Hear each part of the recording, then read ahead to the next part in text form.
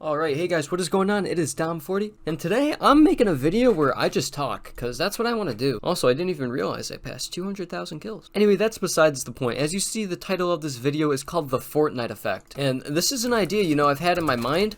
What is this setup? This is an idea I've had in my mind for a while, but I've never really put pen to paper, And you guys are probably thinking, Dom, what's the Fortnite Effect? What are you talking about? What are you gonna talk about? And before we get into that, I want to talk about, why I think it's important to kind of talk about this. So, before I played Phantom Forces, I played a lot of different games on YouTube where I built a little bit of a different following. In the past, I had a very different fan base from what I had now. And when I started uploading and playing Phantom Forces, these people, they would come to the videos and stream saying, they would say stuff like, this game is so fun, but there's so many people who are sweats, there's so many tryhards, I feel like I can't just chill on the game. And I thought about that. I definitely see where they're coming from, although I think that's a different problem entirely. I understand their point. And thinking about that, in 2022, that feels like an experience that is just ingrained in every new game, or every game in general. It's hard to get on multiplayer games where you want to have fun, like Phantom Forces or Call of Duty, and just chill, because everyone is like balls to the wall. And I started thinking about why is this, and I've coined this the Fortnite Effect. 1 HP with that gun, oh my god, I'm angry. So let's define the Fortnite Effect first. Fortnite Effect is a commonly shared experience through gaming that elicits feelings of like discomfort or annoyance, like frustration, because you just want to chill and have fun, but everyone else is acting like, they're playing like grand finals. And I also gotta say, I'm sorry if I sound like schizophrenic or stupid. I don't have a script for this, I'm just talking. That was a nice shot. Dude, I back to back? What the fuck? So, now that, we've kind of discussed what the Fortnite Effect is. I have a cheater on my team. Yeah, I do. That guy's flying around. Anyway, now we know what the Fortnite Effect is and how it kind of feels. I want to talk about, where this came from and why it's still prominent. This isn't, crazy scientific evidence or anything. This is just a bloke's opinion. Let's bring it back to Fortnite when people started realizing that you could use building, for combat. Back in Season, 0, 1, and 2, dudes would just, you'd get shot at, or even before you got shot at, you would try to predict where the circle would go and just build a little tower and pray to God the other teams didn't have a rocket launcher or something to shoot your base down, or you would build a super big fucking base in the final circle and just be forted up because it's Fortnite, you're building forts, you know what I'm saying? So everybody would do that, and then there were good players who maybe would play a lot or would play a lot of solos and would always try to win every game. They're just the tryhards. No problem with that. They started realizing that you could use building as, not just cover, but, as offense. Defense wasn't, the thing you did before you got shot. It became, proactive. And then people started getting really good at building faster and faster until the point where, they added the turbo building. Y'all remember when turbo building came out? Maybe you do. And it was, the craziest shit ever.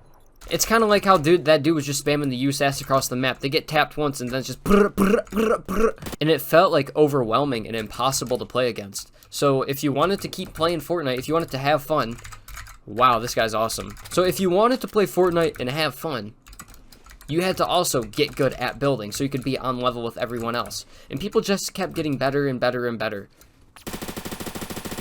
It's as the skill ceiling raised, so did the skill floor, because you have to be at the floor. You can't be below the floor. I don't think so. Correct me if I'm wrong, but, that's just kind of how it makes sense in my mind.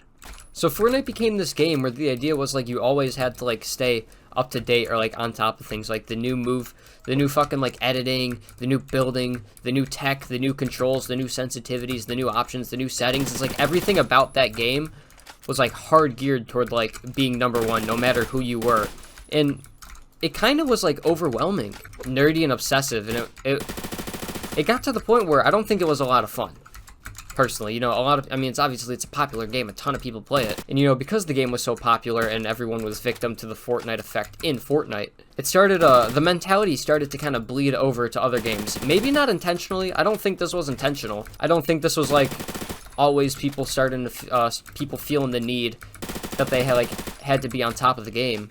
I feel like it just kind of got ingrained in them because, you know, Fortnite set a new standard for gaming. Fortnite Effect also just kind of became the new standard of gaming to where people just started to embody it. But this felt like it just started to translate over into every other game. Like, it didn't matter what it was, if it was Call of Duty, if it was Phantom Forces. Like, even the average player, this is the important thing, it's the average player, still had to be, like, dedicated and on top of things. The casual player kind of, like, stopped existing, at least in my eyes. So as the casual player is literally getting, like, stomped out of the gaming market by gaming itself, that just means, like, every game is a try-hard sweat fest. And honestly, Phantom Forces is kind of the same. When I came back to the game around, like, the start of 2020, or the end of 2019, you know, everyone was a lot better than me, because I had taken a couple-year break from the game. I hadn't played the game for, like 2 years, probably. So I had to sweat to kind of, you know, keep up with people. Like, even just the normal player. And honestly, it was kind of frustrating. Luckily, like, I'm good enough now to where I can hop on the game and chill, but that means all the new people that are coming in to play the game have to deal with me, seeing me as the weird, sweaty tryhard that they have to keep up with. So, like, the problem just gets worse.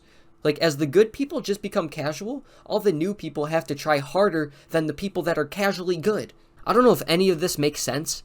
I hope it does, or I could just sound like an idiot. But honestly, I just wanted to hop on the game and, you know, make a video where I just talk because, you know, I like those kinds of videos. I like watching videos where people, they just play a game and talk about, like, some dumb shit. So I hope you guys enjoyed this too. If you want to see more videos like this in the future, please let me know. You know, maybe even stories. I know, you know, some people still like story time. So let me know if you want to see more of these in the future. Also, if you're new here, please make sure to subscribe to the channel. We're trying to hit 4,000 subscribers by the end of the summer here, or during summer, hopefully. So if you could drop a sub, I would greatly appreciate it. That being said, thank you for making it all the way to the end. It really means a lot to me for the people that stay. You know, if you're the 1% that stays, I'll know. And I'll appreciate it. So I will, thanks again, and I'll catch you guys in the next one.